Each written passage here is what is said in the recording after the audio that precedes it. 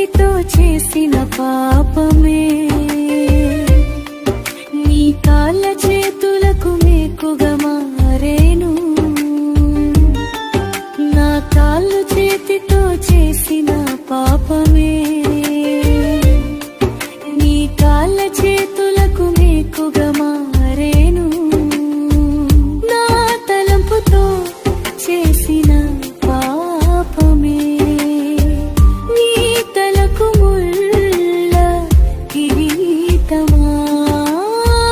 నా తలంపుతో చేసిన పాపమే నీ తలపకు ముళ్ళ కిరీటమా. మన్నించుము యేసయ్యా పరిశుద్ధపరచుము. మన్నించుము యేసయ్యా పరిశుద్ధపరచుము. ఎవరు చూప